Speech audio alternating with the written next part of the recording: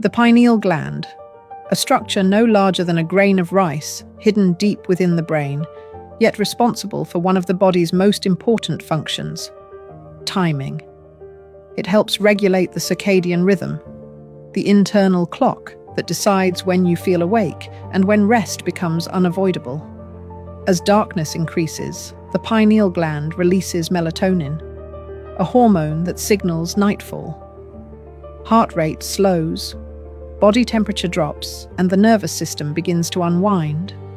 When light returns, melatonin is suppressed, and the body shifts back toward alertness, preparing for another cycle.